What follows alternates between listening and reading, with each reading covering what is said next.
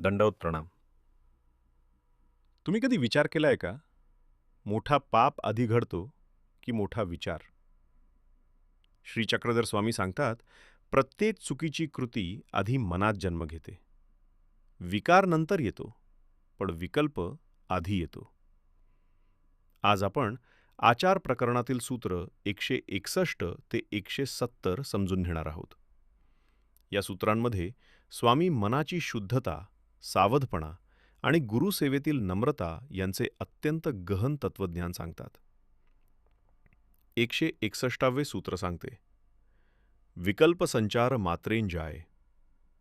स्वामी सांगतात, साधकाला खाली खेचण्यासाठी नेहमी मोठा अपराध आवश्यक नसतो.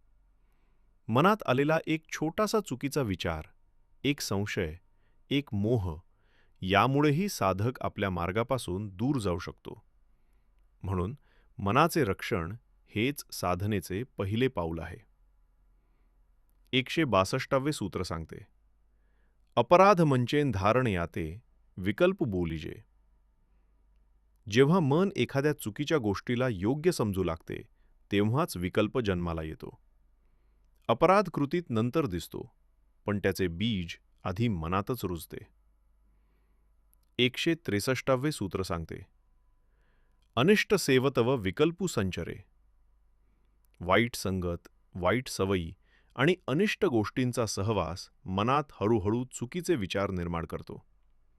म्हणून स्वामी फक्त वाईट कर्म टाळायला सांगत नाहीत, तर वाईट संगतही टाळायला सांगतात.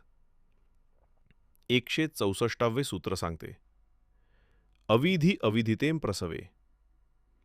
एक चूक दुसऱ्या चुकीला जन्म देते. सुरुवातीला छोटा नियमभंग होतो, नंतर तो सवय बनतो आणि शेवटी साधक धर्मापासून दूर जातो. म्हणून लहान चुकीकडेही दुर्लक्ष करू नये. 165वे सूत्र अत्यंत सूक्ष्म आहे. विद्यारूपेन अविद्या संचरे. स्वामी सांगतात, अज्ञान नेहमी अज्ञानासारखेच दिसेल असे नाही. ते कधी ज्ञानाच्या रूपात येते, तर कधी दयेच्या किंवा कृपेच्या नावाखाली येते.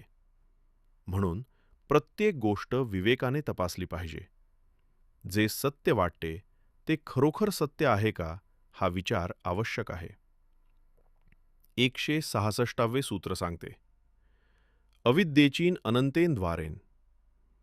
अज्ञानाला प्रवेश करण्यासाठी असंख्य मार्ग असतात. अहंकार, मोह, लोभ, वाईट संगत, आळस किंवा चुकीचे विचार यांपैकी कोणत्याही दारातून अविद्या मनात प्रवेश करू शकते. म्हणून साधकाने सतत जागरूक राहिले पाहिजे.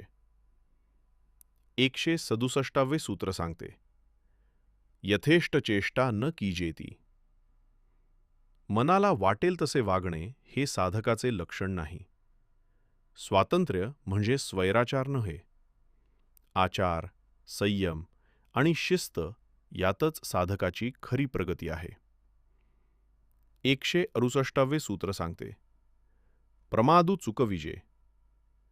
साधनेत सर्वात मोठा शत्रू म्हणजे प्रमाद. उद्या करू, नंतर पाहू अशी वृत्ती हळूहळू साधना संपवते. स्वामी सांगतात, सदैव जागरूक रहा. 169वे सूत्र सांगते, विकल्पू स्फुरे तो अर्थू न कीजे. मनात चुकीचा विचार येणं हे नेहमी आपल्या हातात नसते, पण त्या विचाराला कृतीत उतरवणं हे पूर्णपणे आपल्या हातात असते. स्वामी सांगतात, वाईट विचार आला तर त्याला पोसण्याऐवजी त्याच क्षणी सोडून द्या. 170वे आणि या भागातील शेवटचे सूत्र सांगते, गुरुपासीम अधिक वृत्ती न वर्तावे. गुरूंसमोर अहंकाराला स्थान नसावे. मला सर्व काही माहीत आहे अशी भावना ज्ञानाचे दार बंद करते. नम्रता, श्रद्धा आणि सेवाभाव यांनीच गुरुकृपा प्राप्त होते. या 10 सूत्रांचा मुख्य संदेश असा आहे, वाईट विचारांपासून सावध राहा. मनात अपराधाला स्थान देऊ नका. वाईट संगत टाळा. लहान चुकीकडेही दुर्लक्ष करू नका. अज्ञान कधी ज्ञानाच्या रूपात येते हे ओळखा. मनाचे दरवाजे जपा. स्वैराचार टाळा. प्रमाद करू नका. वाईट विचार कृतीत आणू नका. आणि गुरूंसमोर सदैव नम्र राहा. Flow to remember. विकल्पापासून सावध राहा. अपराध मनात जन्म घेतो. वाईट संगत टाळा. एक चूक अनेक चुका निर्माण करते. अज्ञान कधी ज्ञानाच्या रूपातही येते. मनाचे रक्षण करा. शिस्तीत राहा. प्रमाद टाळा. वाईट विचार कृतीत आणू नका. गुरूंसमोर नम्र राहा. आजच्या काळात मोठी चूक अचानक होत नाही. ती एका छोट्या चुकीच्या विचारापासून सुरू होते. श्री चक्रधर स्वामींचा संदेश स्पष्ट आहे. मन जिंकलं तर जीवन जिंकलं. विकल्पावर विजय मिळवला तर विकार आपोआप नष्ट होतात. आणि जो नम्रतेने गुरूंच्या मार्गावर चालतो त्याच्यावर परमेश्वराची कृपा सदैव राहते.